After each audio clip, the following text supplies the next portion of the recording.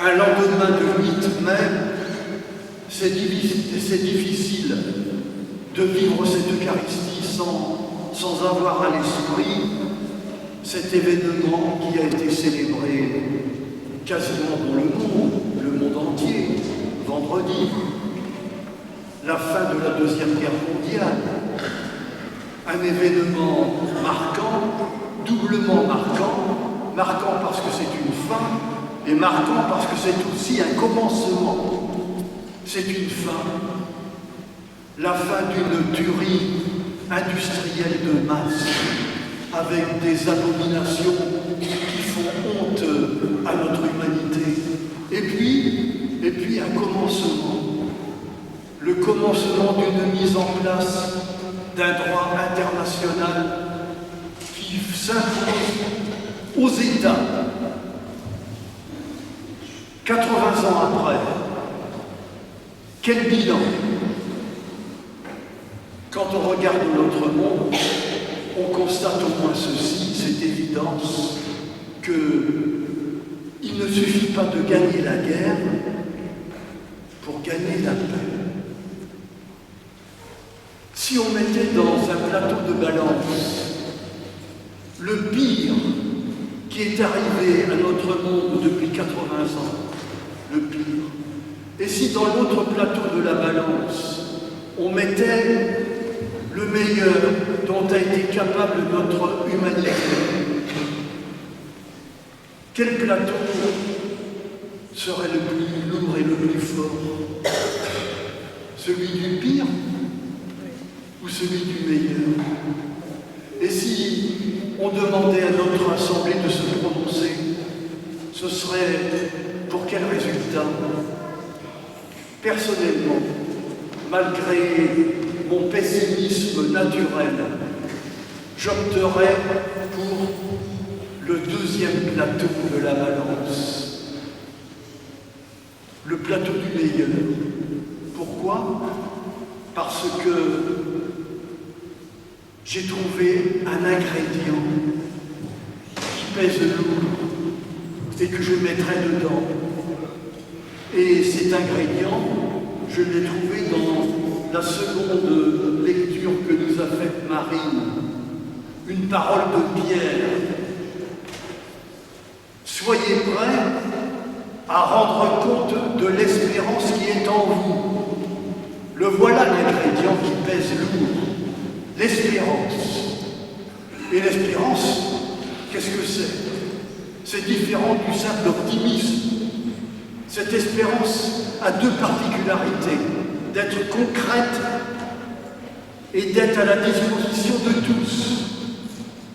Cette espérance est concrète parce qu'elle a été vécue par un homme complètement et qu'on n'a qu'à regarder pour la découvrir. Cet homme avait été normal et même complètement ordinaire. Cet homme avait une croyance, et cette croyance était appuyée sur un secret.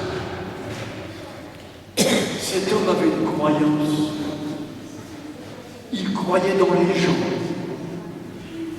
pas dans seulement les capables, mais dans les autres, ceux qu'on considère souvent comme des incapables, ceux qui traînent des galères à longueur de vie. Et on a vu le résultat. Le résultat, c'est des gens qui soudain se sont mis debout et se sont mis à croire dans la vie.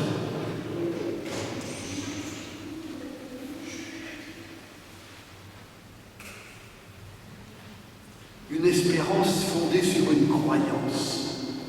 Et cette croyance était appuyée sur un secret. Ce secret, c'était quelqu'un que ni vous ni moi n'avez jamais rencontré. Ce quelqu'un, il l'appelait son Père. Son Père. C'était à la fois sa boussole et son énergie. Cet homme, c'est Jésus de Nazareth. Et gagner la paix, c'est accueillir son espérance. Et cette espérance, c'est ça qui est extraordinaire, elle est à la portée de tout le monde, de vous les enfants, comme de moi. Elle est à la disposition. Et cette espérance me ressemble, est une véritable énergie, mais ce n'est pas une potion magique, celle d'Astérix, mais c'est une véritable énergie. L'énergie qui ressemble à celle qui est contenue dans une semence, dans un grain de blé que vous mettez en terre, et puis soudain,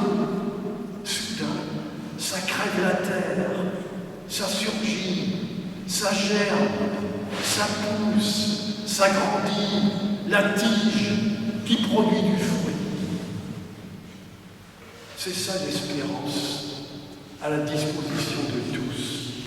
J'en veux pour preuve la parole que je viens de prononcer devant vous. Moi, je prierai le Père. Tiens, le Père, il vous donnera un autre défenseur qui sera pour toujours avec vous. L'Esprit que le monde ne peut recevoir, il ne le connaît pas, mais vous le connaissez. Il sera en vous. Au lendemain d'un itinéraire, il ne suffit pas de gagner la guerre pour gagner la paix.